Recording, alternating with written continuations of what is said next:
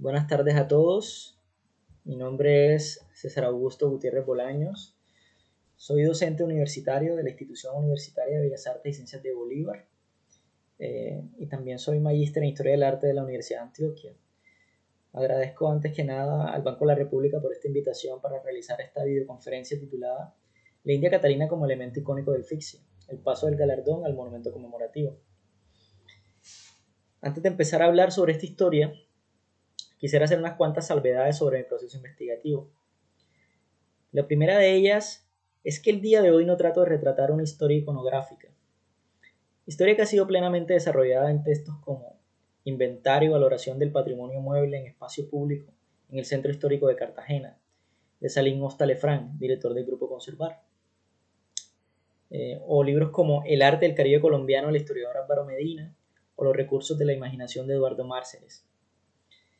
Considero que estos libros de lectura obligatoria para todo aquel interesado en investigar los monumentos de espacio público en la ciudad proponen una mirada clara al contexto específico en el que nacen los monumentos. Tanto así que describen minuciosamente el contexto de la ciudad, la vida y obra del personaje representado y el estado de conservación de la pieza en algunas ocasiones. Si bien estos datos son importantes para la labor historiográfica, el día de hoy me propongo realizar un acercamiento distinto, el acercamiento mediológico. Entendiendo la mediología como la rama del conocimiento que nos permite elucidar los misterios y las paradojas de la transmisión cultural. Acercamiento que me permitirá indagar sobre las formas de relación de la obra, en este momento llamada India Catalina, con el público, llámese espectador, usuario, visitante o transeúnte, y a su vez mostrar de qué manera ese espacio de interacción entre el espectador y la obra descubre o despliega otras maneras de ser de la obra, que indudablemente ponen en juego unas experiencias estéticas. Por otra parte, también quiero especificar que dicho método de trabajo alude al filósofo Regis Debray, escritor francés de amplia trayectoria, quien en varias ocasiones ha reflexionado sobre el asunto del monumento, y en específico sobre la tipología del mismo y el abuso patrimonial. Enfocarme en este asunto me permitirá notar una amplia diferencia entre el galardón y el monumento creado en honor a la India Catalina, monumento forma y monumento mensaje respectivamente. Discusión que, como muchos del público habrán notado a lo largo del tiempo, ha creado fricciones constantes entre las familias de los artistas y sus allegados por la propiedad intelectual de la imagen. A mi modo de ver, es hora de que sanemos las heridas y veamos la magnitud del legado de una escultura que para la ciudad ha reconfigurado espacios estéticos y creado historia, no solo permitiéndonos recordar a esta humilde traductora, sino también a todas las personas involucradas en que su efigie perdurara en el tiempo.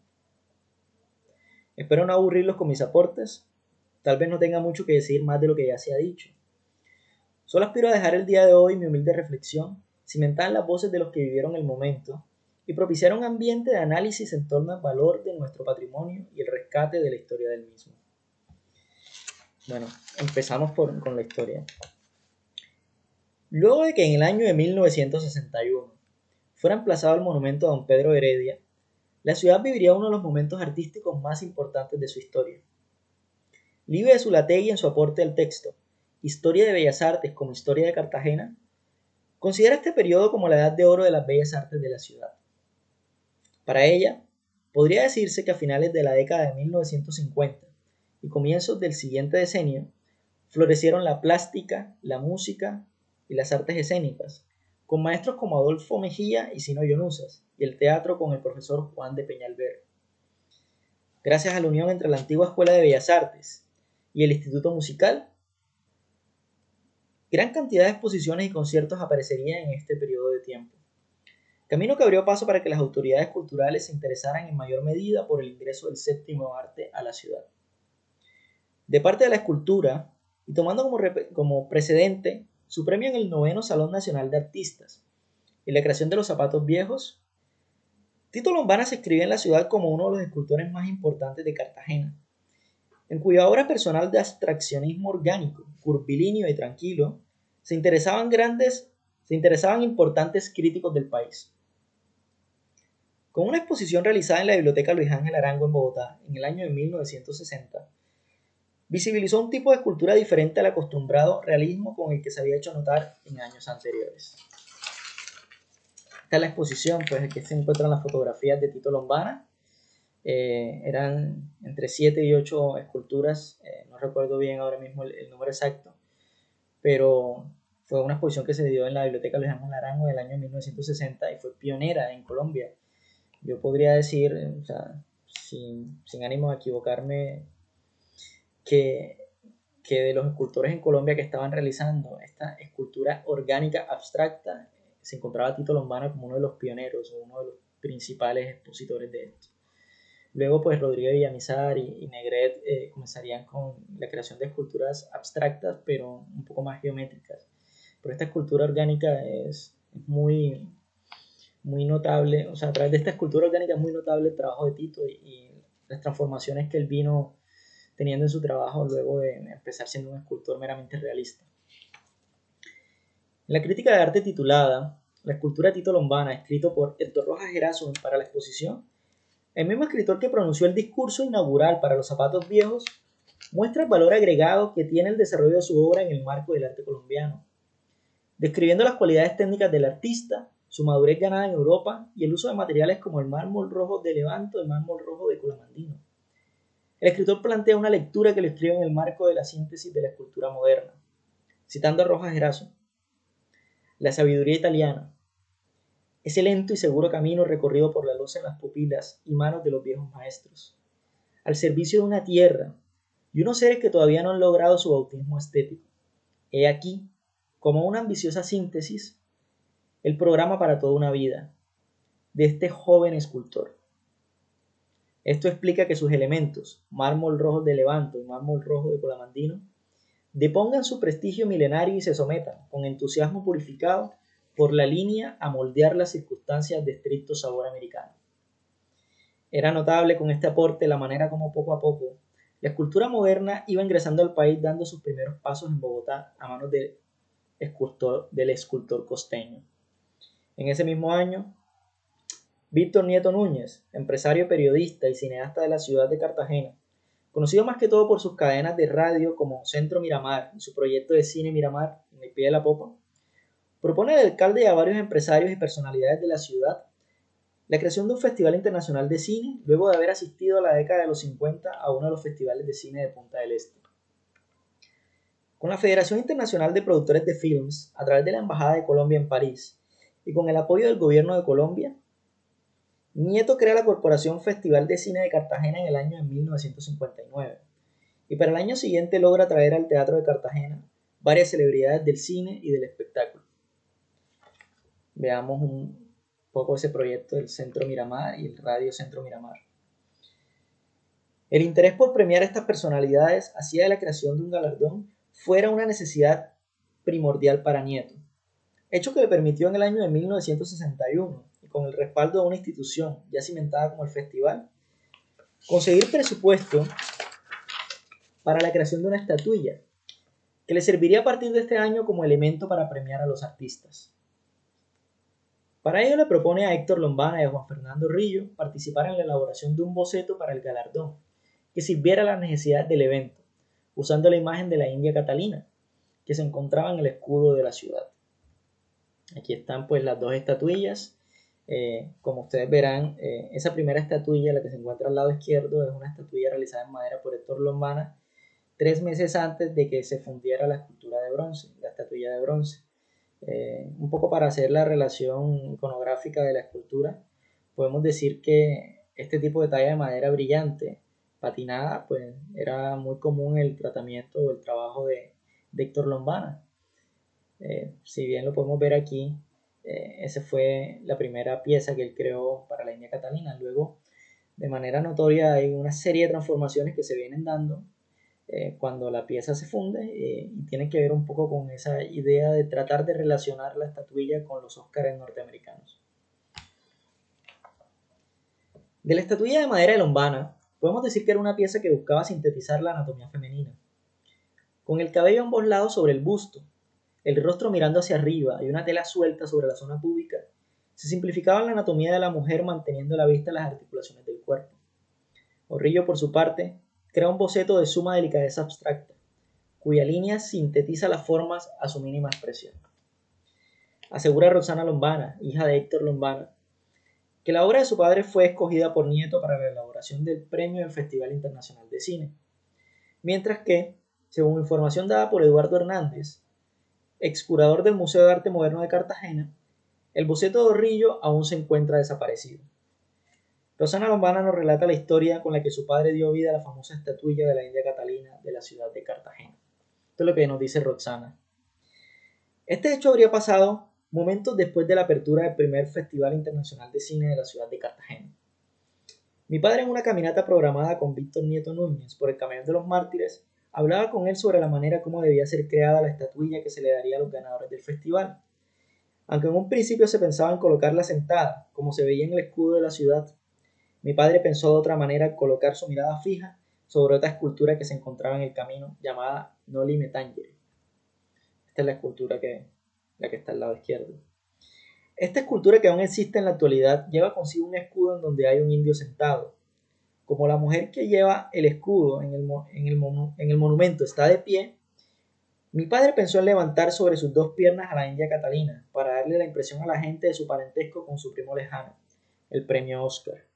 Esta historia nos la contaba cuando estábamos pequeñas. Bueno, cabe aclarar que esta historia ha tenido por lo menos dos versiones distintas. Bueno, tres, digámoslo así. La otra versión que podemos verla referenciada en el texto entre las huellas de la India Catalina de Hernán Urbina Joiro y los recursos de la imaginación de Eduardo Marcel de Conte. Digo tres historias porque estas dos historias se parecen mucho. Voy a retratarlas. Dice: la historia de la India Catalina no deja de ser menos curiosa. En ocasión del primer Festival Internacional de Cine de Cartagena, se pensó en una estatuilla para galardonar los méritos de las producciones cinematográficas y sus protagonistas. Víctor Nieto, director y fundador del Festival Internacional de Cine, encargó a Lombana del proyecto. En un escudo sobre la entrada del viejo mercado cartagenero, donde se encuentra el actual centro de convenciones, había una india sentada bajo una palmera. Según la leyenda popular, se trataba de Catalina, una hermosa indígena que había acompañado a Pedro de Heredia, fundador de la ciudad, durante sus campañas conquistadoras. Lombana la sacó del escudo y le dio una posición erguida sin ninguna indumentaria que ocultara sus prodigiosas cualidades físicas. Esta es la historia que le contaban de niña Roxana Lombana, pues su padre. Aunque para la historia de la ciudad, Catalina es el personaje principal del escudo de Cartagena y la famosa traductora del fundador don Pedro Heredia, la representación de la estatuilla a la manera de Oscar estadounidense propone una síntesis moderna más enfocada en la forma que en el mensaje. Distante del relato que se le adjudicaba a este personaje, este nuevo galardón que llegó a la ciudad se alejaba por mucho de la primera pieza realizada en madera. Existía una notable diferencia, vamos a verla, entre los firmes senos del primer galardón y los pequeños volúmenes sin forma anatómica de la réplica en bronce. Similares diferencias se perciben en el cabello largo y voluminoso que tapaba el busto y el desvanecimiento de este sobre el torso, las curvas anatómicas bien logradas y la rigidez cilíndrica de las piernas, contando también el drapeado que se amoldaba a los muslos de la India y su cambio a un pequeño cuadro que tapa su sexo. Efectivamente nos encontramos frente a dos galardones completamente distintos. ¿Cómo ha podido ser esto posible? El galardón realizado por Lombana tuvo una transformación absoluta con el propósito de abstraer la figura, idea que en efecto no es del todo descabellada cuando se analizan las tallas en madera del artista, las cuales dan cuenta de un cuidado minucioso y eficaz de los detalles. Es entendible que gracias al interés de Nieto por relacionar el premio con los Óscares, los premios hayan cambiado tanto.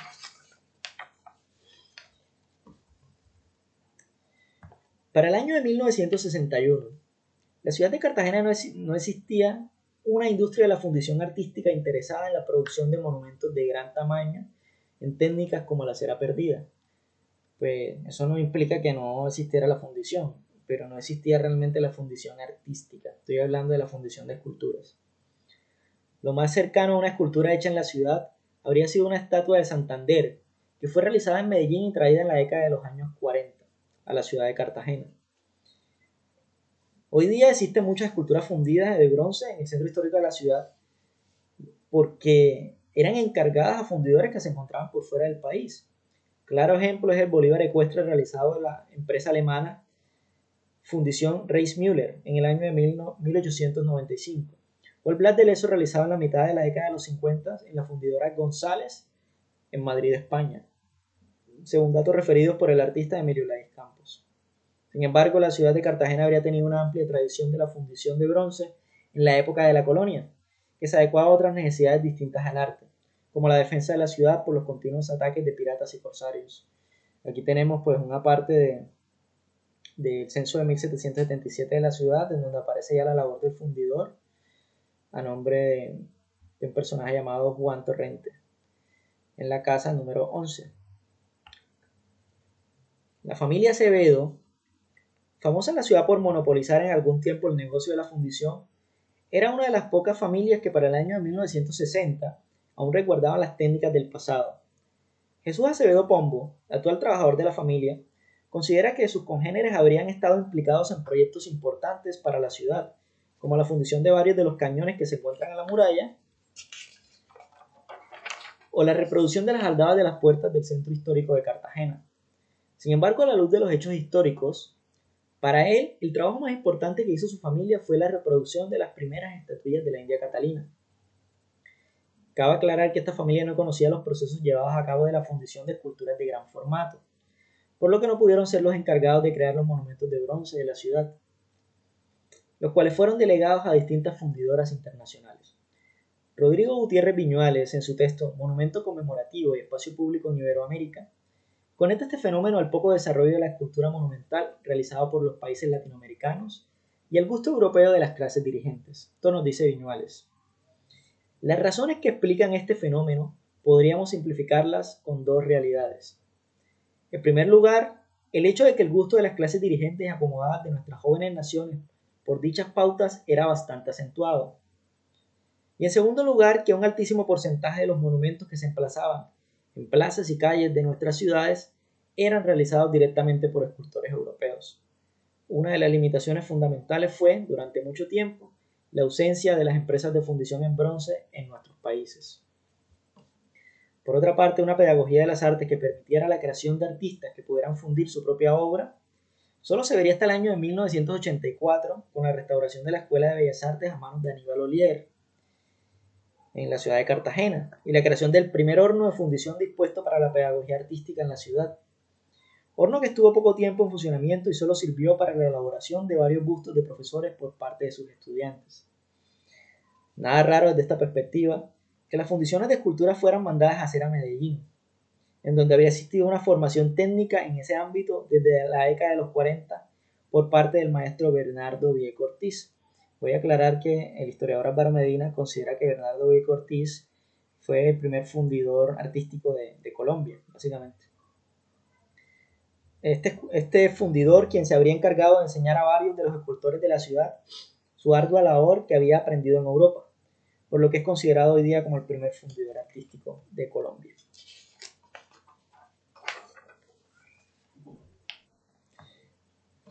El panorama era desalentador en Cartagena, siendo una ciudad atrasada en los saberes técnicos de la elaboración de esculturas de gran formato, pero con una larga tradición de fundición en bronce de otro tipo de objetos. Ciertamente, estos eran dos procesos completamente diferentes y con distintos niveles de complejidad.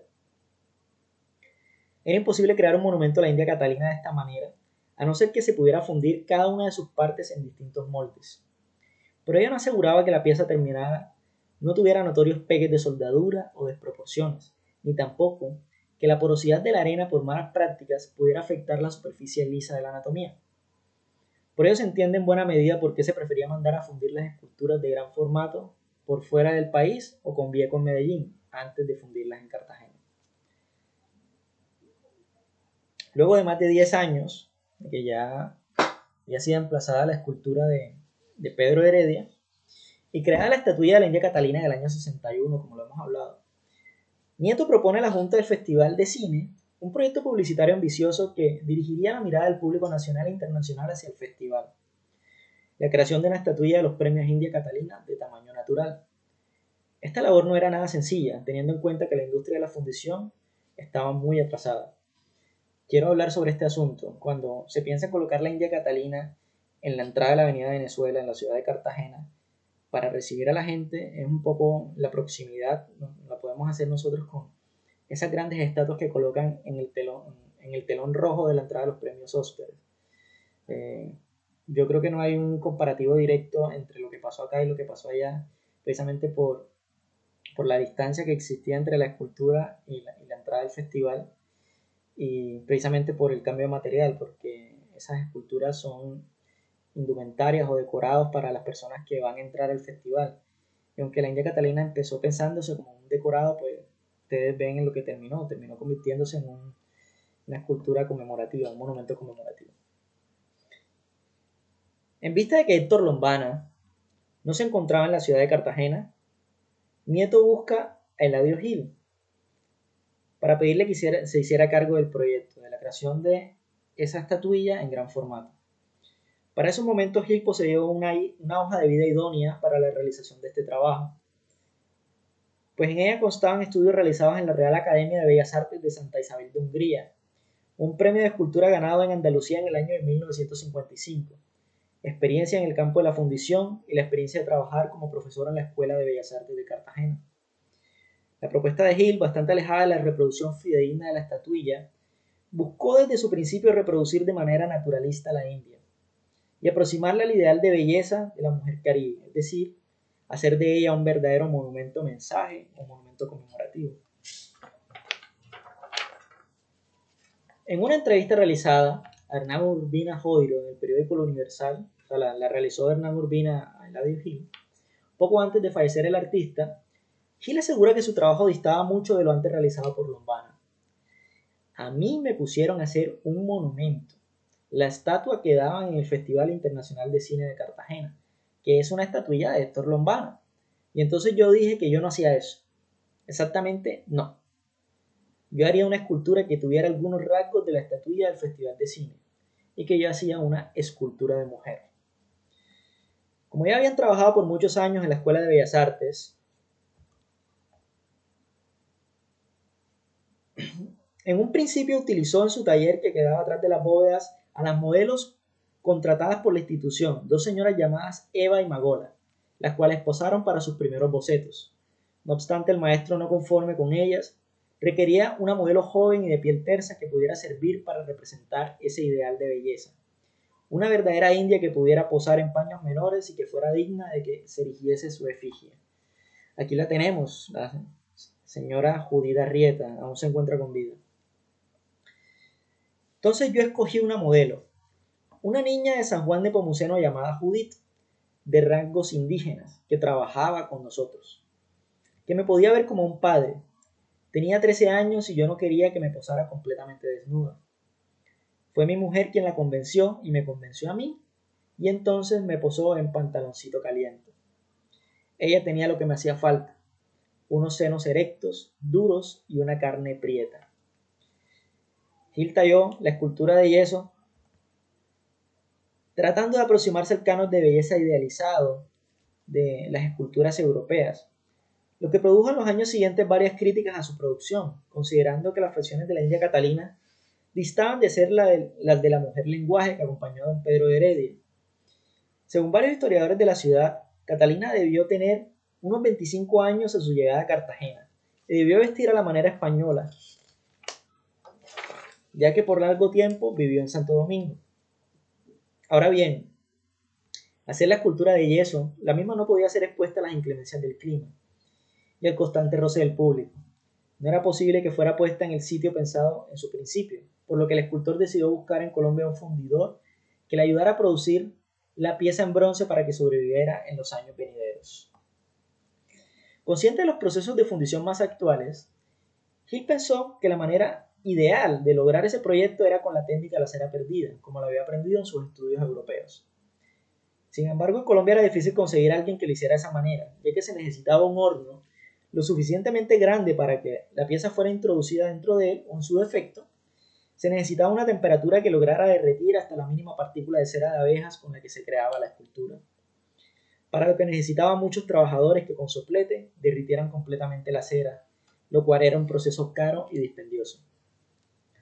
Como en la ciudad de Cartagena no se podía fundir la pieza y era demasiado costoso traerlo traerla por fuera de la ciudad, Gil viaja a la ciudad de Medellín y se contacta con Octavio Montoya, un fundidor del cual le habían contado podía crear la pieza entera haciendo moldes redondos de gran tamaño en cemento.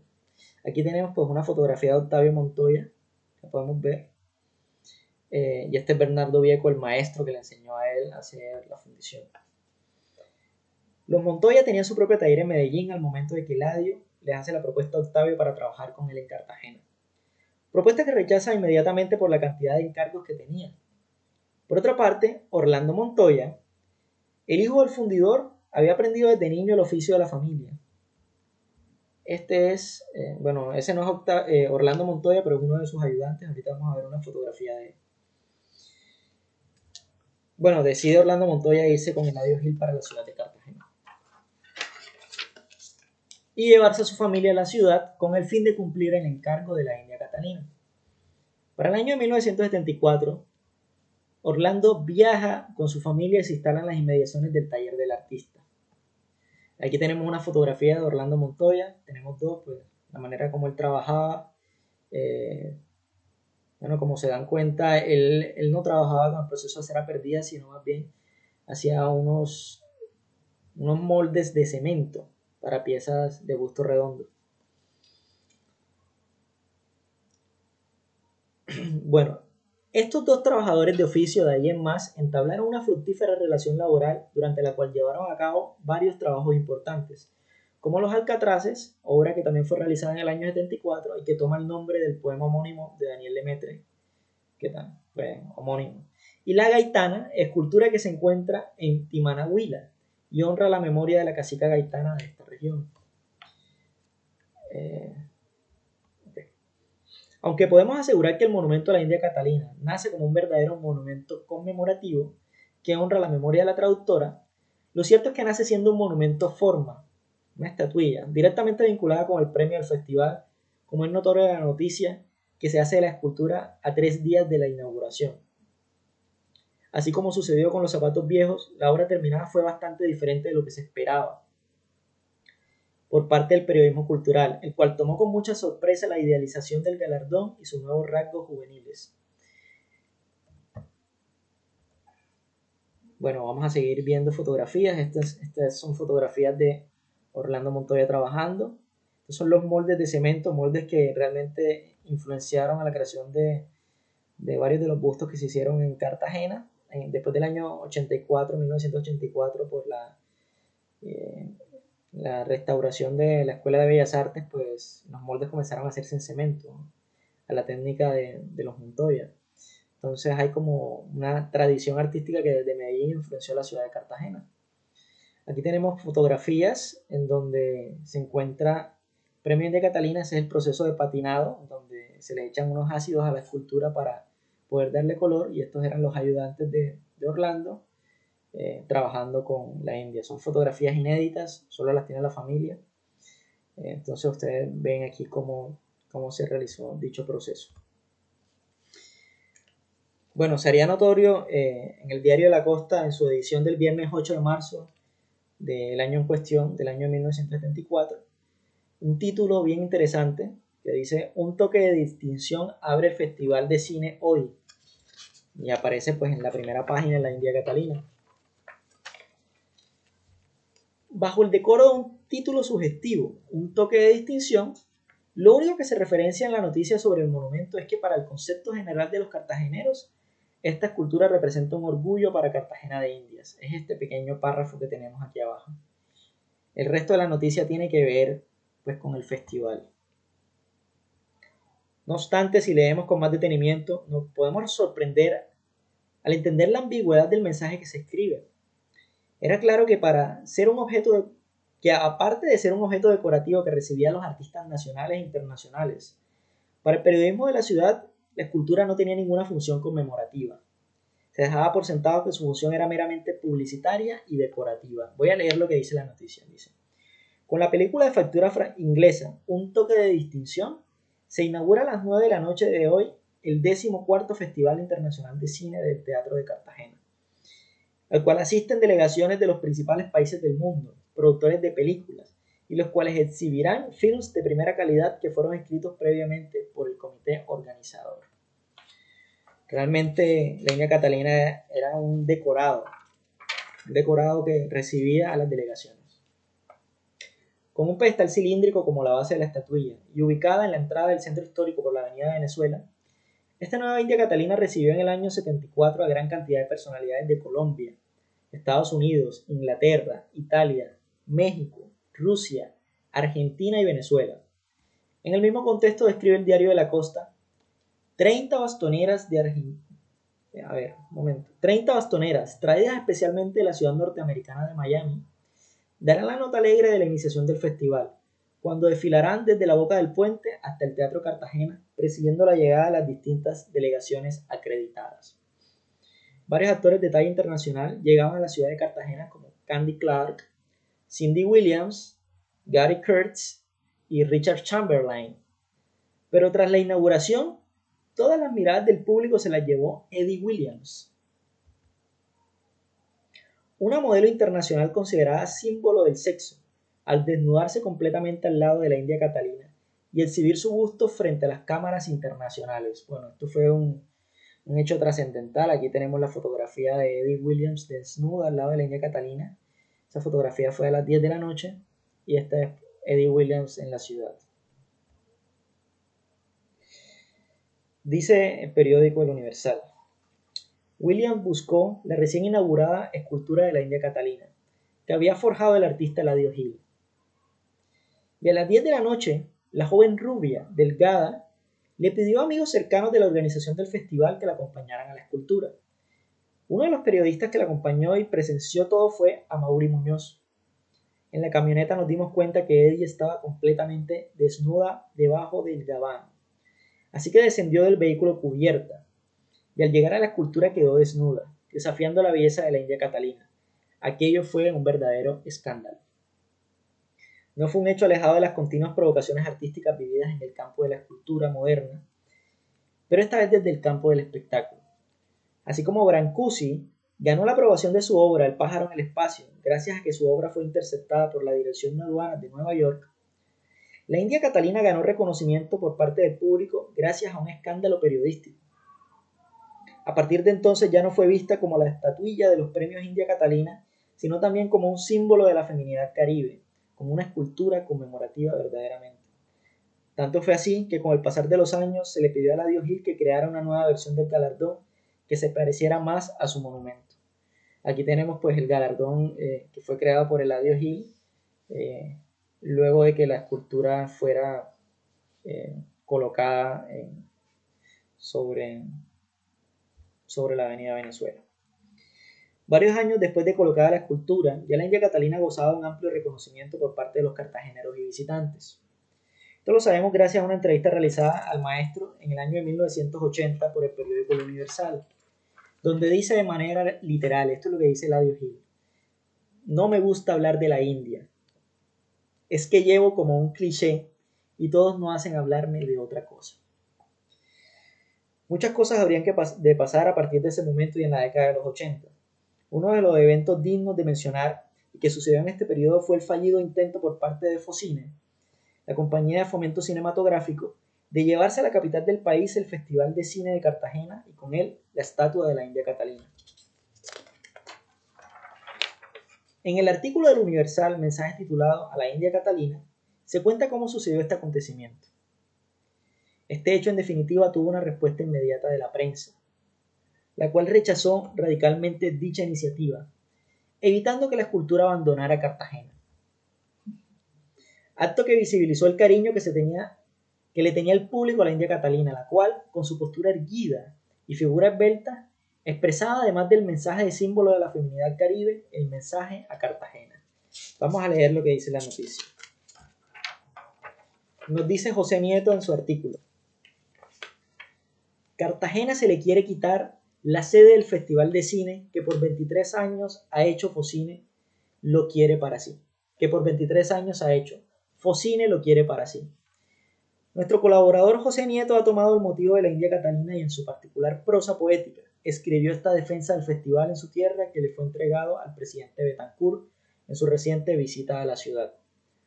Hoy hay un presidente de sensibilidad muy fina que sabe entender este mensaje. Tu mensaje, el mensaje de Cartagena. Porque tu mensaje es Cartagena.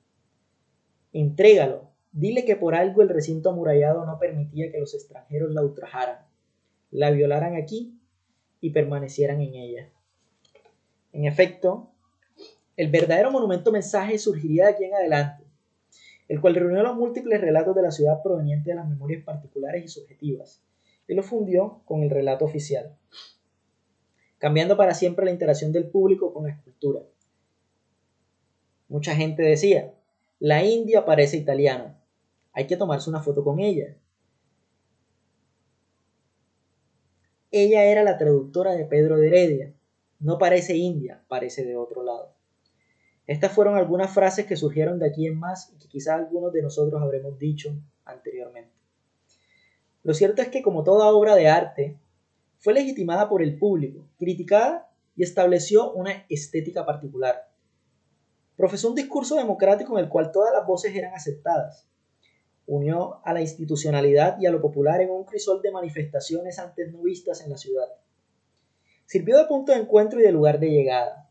Ya no íbamos a la entrada del centro, sino que decíamos, déjame en la India.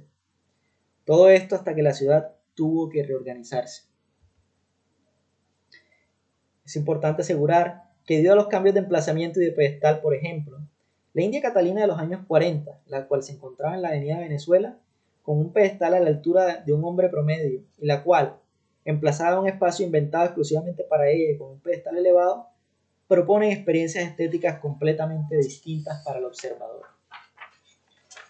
Veamos aquí, pues están las transformaciones de los pedestales de la India Catalina. El primer pedestal, cual las personas se tomaban la fotografía fácilmente. Un segundo pedestal un poco más alto, pero todavía se mantenía pues la base redonda que se relacionaba con los premios, y ya este pedestal que cambia realmente la base y la vuelve geométrica y deja de aludir a los premios del Festival de Cine. Claramente existen unas cuantas esculturas que podamos referenciar en plenitud como monumentos forma en la ciudad de Cartagena, ya que la efigie del personaje famoso se seguirá construyendo hasta nuestros días.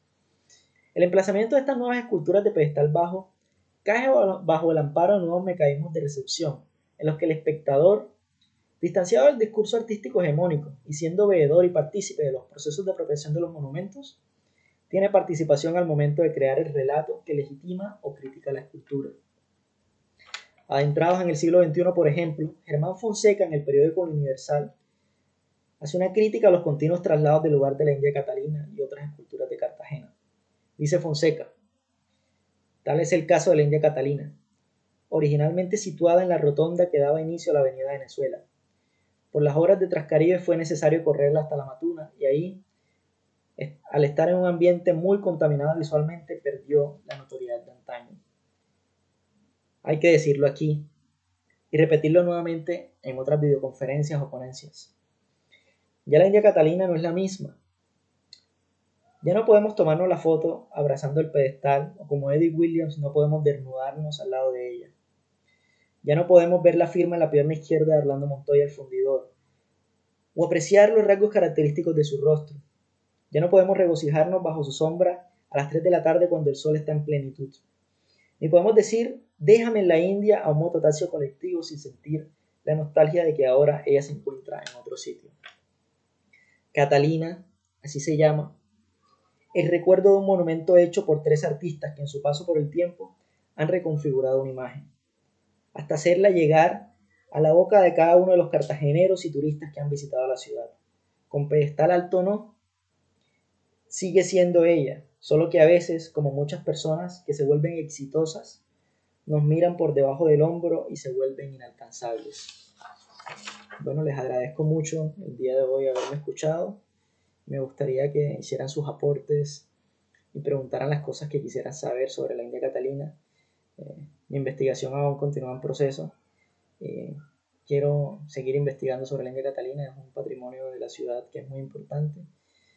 Y bueno, antes que nada, vuelvo a agradecer al Banco de la República por la invitación y a todos ustedes por haber asistido a esta charla.